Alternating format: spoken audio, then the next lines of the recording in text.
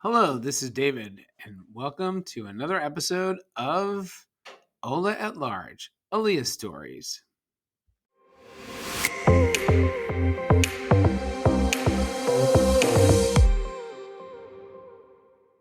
Hello, this is David Levine, and you are back for another episode of Ola at Large, Aaliyah Stories, where I talk about my experience in moving to Israel.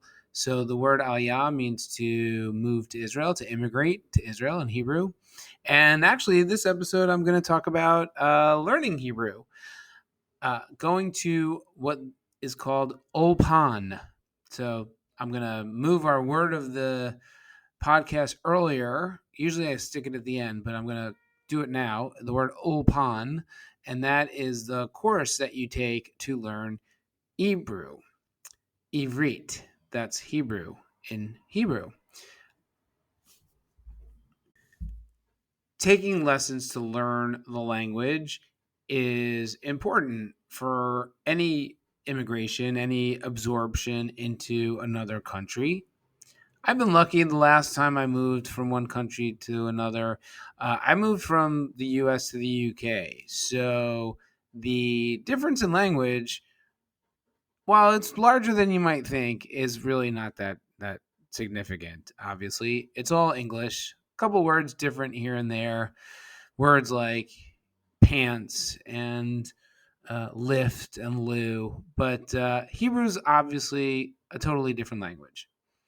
Not only does it not use the typical letters that you would see in English, it is also written from right to left as opposed to left to right, like most Western languages. Thankfully, I've had a bit of a running start on this.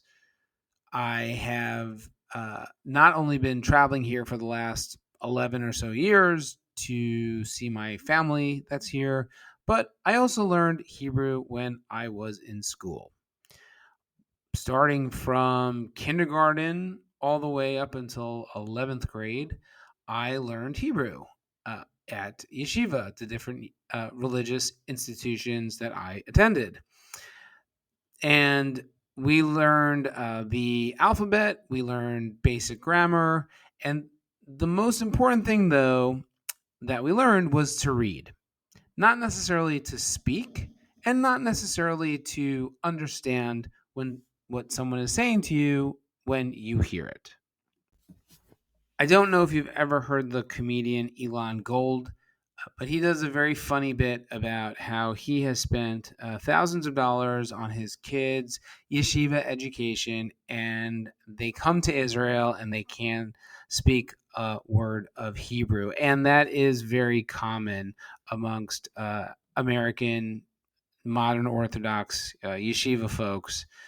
You learn Hebrew to be able to read the Torah, which is the Bible.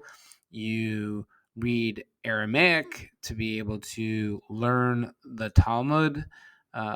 But you don't necessarily focus so much on the spoken Hebrew, on the conversational Hebrew.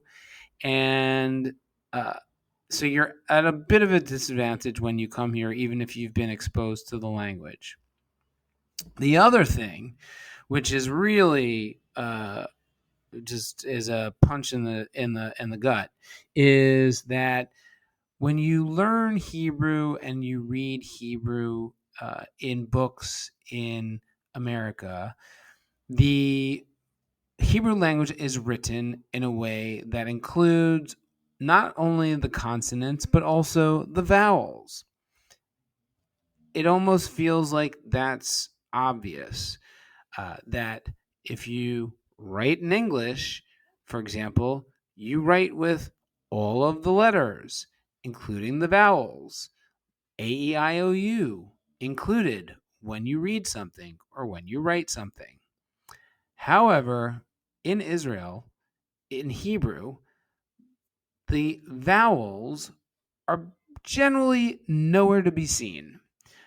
In the texts that you receive from the bank or the medical insurance, in the newspaper, in the subtitles on a TV show, you don't get vowels. You just get basically the consonants, and some of the letters that function kind of as like a vowel would in America and English rather, but not really. So imagine words like house with just an H and an S, and you're supposed to remember from the context what that word actually is.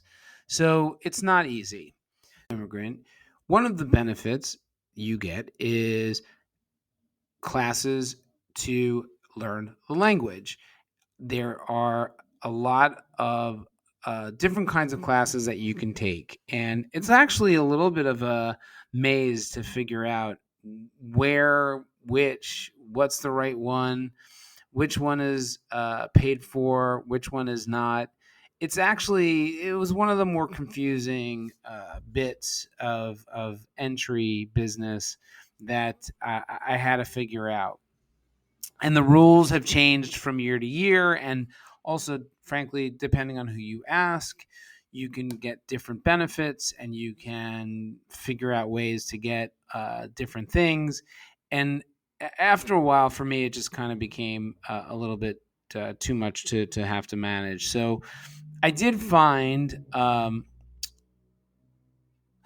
the so the core benefit the government sponsored Ulpan classes, and the government sponsored Ulpan classes are essentially 5 days a week, 4 or 5 hours a day, and I feel like they were designed for a different time. It feels like they were designed for a time when people might move here and and take this Ulpan course to learn the language and then get a job here and fully absorb and matriculate into the economy here. The reality of it is that a couple different things. First off, people who are coming here don't necessarily have the luxury of taking 4 or 5 months off to learn the language, uh, especially the amount of money that you get here to support you for the first 6 months is good. It just doesn't really help you cover all of your expenses. And so the idea that you would be learning full time for 4 or 5 months in a government sponsored course 4 or 5 days a week just feels a little anachronistic.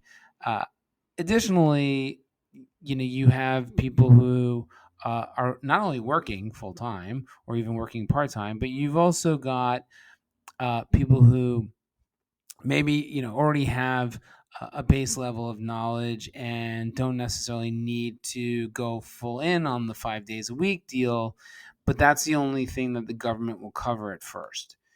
The government will cover your basic course, and then if you want to take more complicated courses or things that are not the government sponsored, then you can do that, but only if you do the government course first. All's to say, I did not take the government course. It's way too much of a time commitment. So I looked around to try to find another course. I finally settled on one in Tel Aviv, not too far from where I'm staying. 20 minutes on the 172 bus, right up from north from Cologne to Tel Aviv. It's on Lillenblum Street, and it's a really nice Ulpan language community that supports people who are trying to learn the language at all different levels. The first thing I needed to do was to take an aptitude test. I took an aptitude test and had to answer questions in writing as well as verbally, and they put me in the A plus, Aleph plus. Aleph is the first letter of the language. Aleph plus category. Turns out A plus is not A plus like in America. A plus is basically second to the bottom. A is the bottom, and then it goes up from there. So for all the years of yeshiva, basically I came in second to the bottom, which is better, I guess, than starting from the beginning. I also wanted to go to the class in Tel Aviv because I wanted to begin to experience more of the Tel Aviv life and meet people who were, from more from the city. I started about 3 or 4 weeks ago, and I have to say, overall, it's going pretty well. The class meets twice a week, Monday and Wednesday, from 9:15 to 1:30. The class has about 16, 17 people in it. The overwhelming majority, I guess not overwhelming, 9 people are from Russia. We've got 3 Americans, 1 Australian, and the balance are French. So it's interesting and it's fun because you meet people from all different parts of the world, and everyone's in the same place linguistically.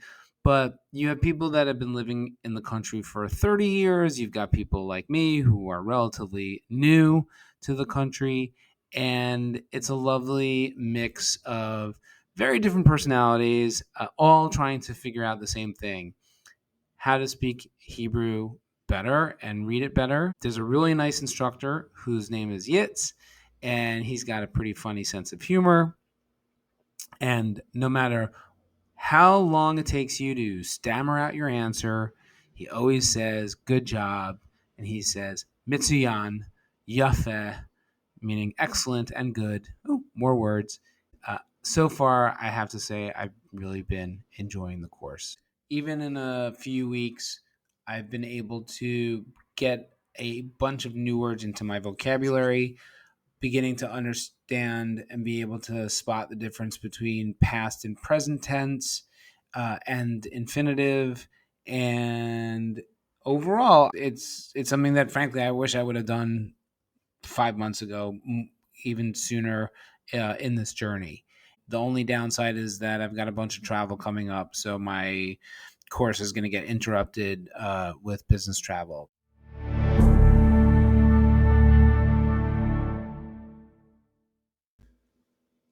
So what else to share? We have been seeing over the past 2 weeks the release of Hostages, which has been great and amazing to see the hostages released. There is a lot of anxiety here about all of the terrorists that are being released, convicted murderers that have been released as a result of this. And everyone, I think, really feels the weight of this terrible bargain that we have to make in order to get our people free. Also hanging over all of us is the fate of the Bibas children, as nothing has been said about them, and it's just looking increasingly dire for them. So hopefully we hear good things, and we all continue to pray and hope for that. So I think we'll leave it there.